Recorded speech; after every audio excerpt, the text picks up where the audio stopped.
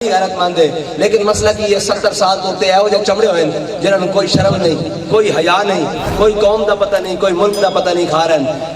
اور ایک یہ ہے وہ اگر وہ اپنے منہ کو معطر اور خوشبودار کرنا چاہتا ہے تو مولا کائنات حضرت علی المرتضیٰ رضی اللہ تعالیٰ عنہ پیچھے کھڑے تھے، انہوں نے حضرت عمر کے کندھوں پر ہاتھ رکھا، فرمایا عمر تو روتا کیوں ہے؟ تو جو بددیانت نہیں ہے اس لیے تیری رعایا بھی بددیانت نہیں ہو سکتی۔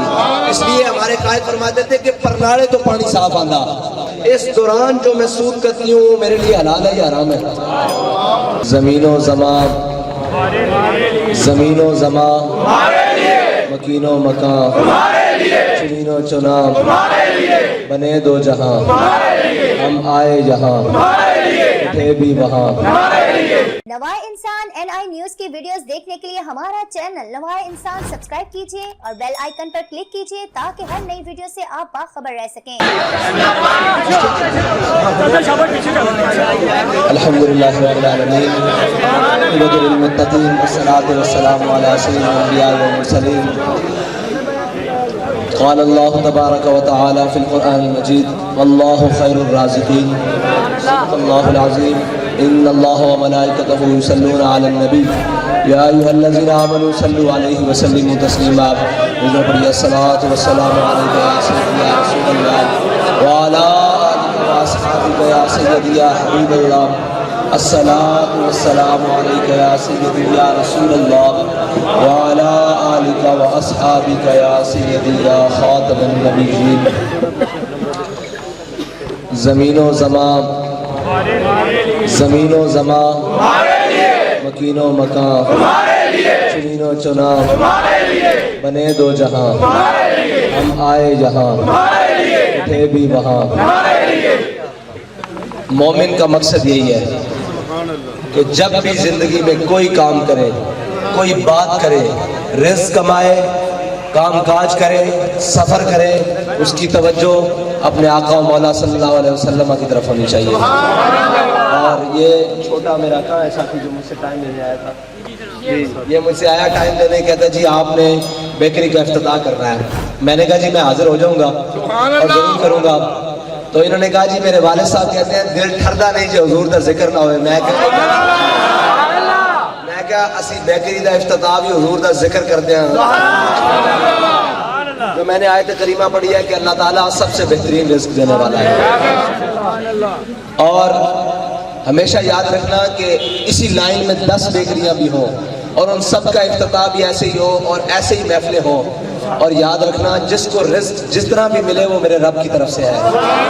جب بھی بازار میں دکانیں آپ نے دیکھی ہوں گی، ہر طرح کی دکان ہوتی ہے، ہر ایک کے پاس ایک جیسا سودا پڑا ہوتا ہے، کسی کا زیادہ بکتا ہے کسی کا کم بکتا ہے۔ اس کا مطلب ہے کہ رزق کی تقسیم رب کے ہاتھ میں ہے۔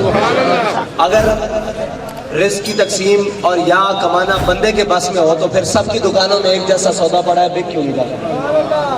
اس کا مطلب ہے کہ رازق وہ ہے، یہ وسیلہ ہے اور ہم وسیلے کے بڑے زبردست قائل ہیں۔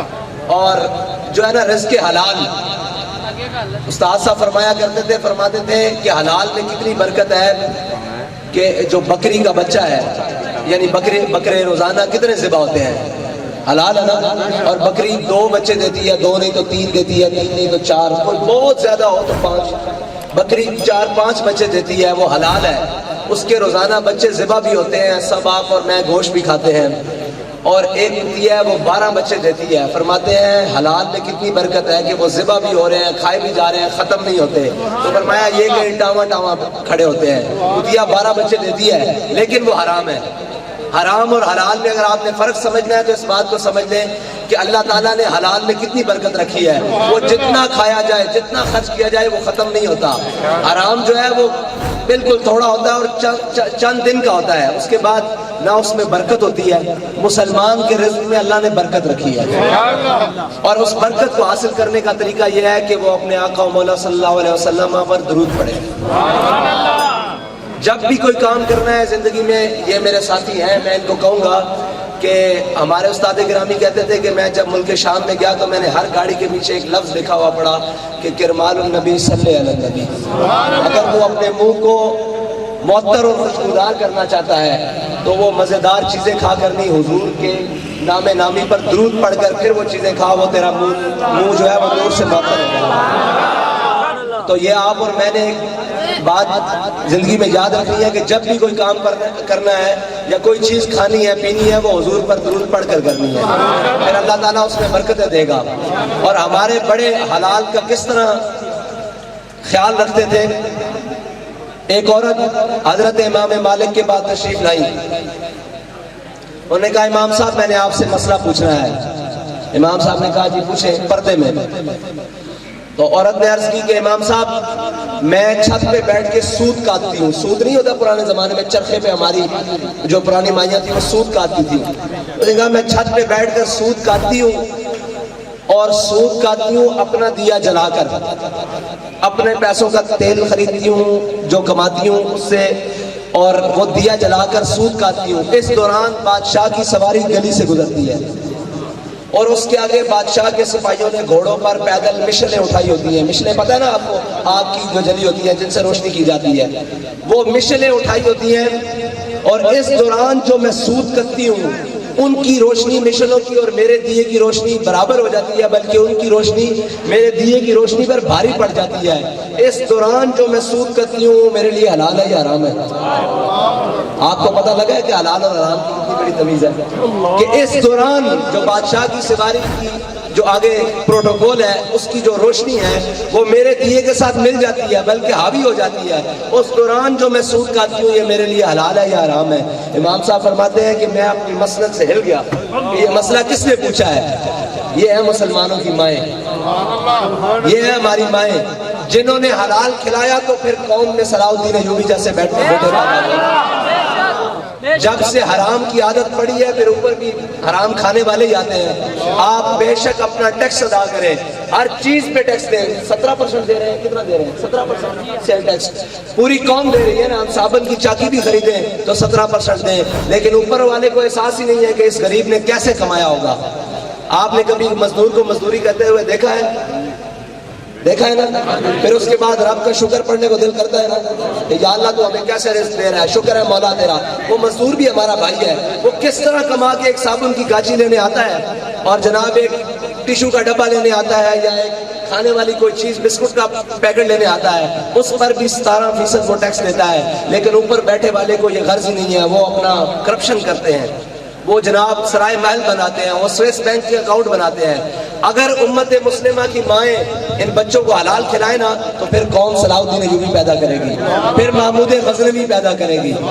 پھر جب حلال کھایا جاتا ہے تو پھر ہوتا کیا ہے کہ حضرت ساتھ یہ میں عورت، یہ جو مائی صاحبہ والا واقعہ یہ میں آپ کو سناتا ہوں، یہ مکمل کرتا ہوں۔ اس سے پہلے حضرت سعد بن ابی وقاص نے ایران فتح کیا ہے، سب کو پتہ ہے نا، مسلمانوں کے جرنیل ہے، ایران آپ کے زمانے میں فتح ہوا ہے، اور حضرت عمر فاروق رضی اللہ تعالیٰ عنہ کے دور میں فتح ہوا ہے۔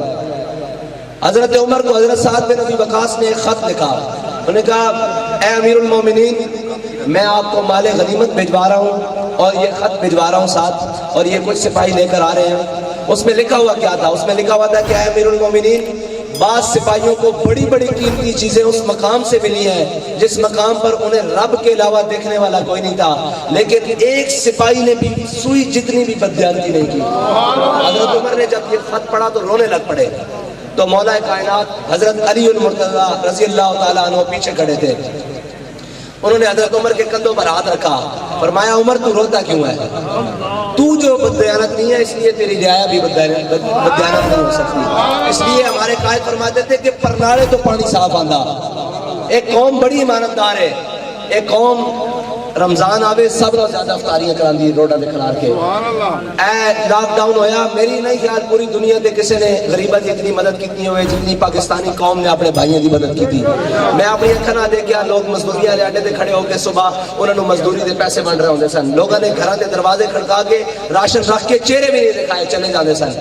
میں اپنی اکھاں نال منظر دیکھتا رہا، قوم بڑی غیرت مند ہے، لیکن مسئلہ کی یہ 70 سال تو تے ایہو جے چمڑے ہوئے جنہاں نوں کوئی شرم نہیں، کوئی حیا نہیں، کوئی قوم دا پتہ نہیں، کوئی ملک دا پتہ نہیں کھا رہے ہیں۔ حلال دی کتنی برکت ہے اے تو ہم دستے ہیں۔